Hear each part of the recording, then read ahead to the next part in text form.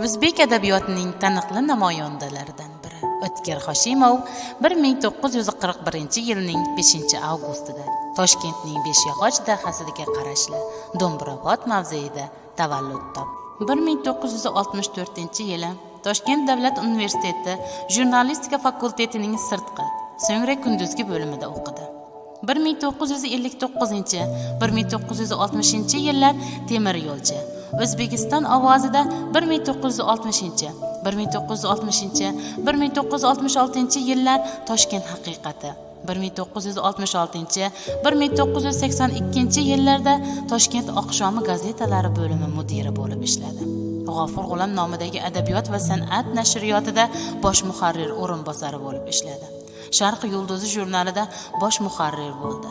O'zbekiston Respublikasi Oliy Majlisining Matbuot va axborot qo'mitasi raisi sifatida 1995-yildan 2005-yilgacha faoliyat ko'rsatdi.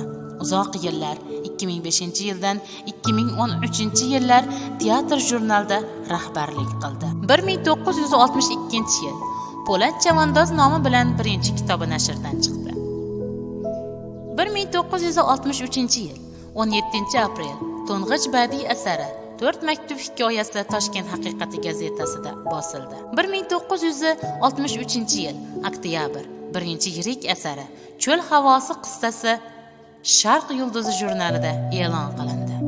1963-2001-yillar 50 dan ortiq kitobi turli tillarda 2 million nusxadan ko'p tirajda nashr etildi. 1976-yil Bahor qaytmaydi va Qalbingga quloq sol kitoblari uchun O'zbekiston yoshlar mukofoti bilan taqdirlandi. 1983-yil Dunyoning ishlari asari uchun Oybek nomidagi mukofoti bilan taqdirlandi. 1986-yil Ikki eshik orasi romani uchun Respublika davlat mukofoti bilan taqdirlandi. 1991-yil O'zbekiston xalq yozuvchisi unvoni berildi. 1991-yil Hurmat belgisi ordeni bilan taqdirlandi. 1996-yil Mehnat shuhrati ordeni bilan taqdirlandi.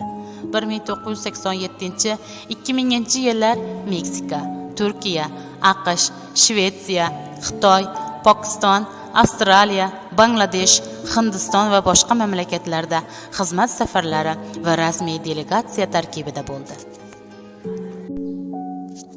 Sevimli adibimiz 2013-yil 24-may kuni vafot etgan.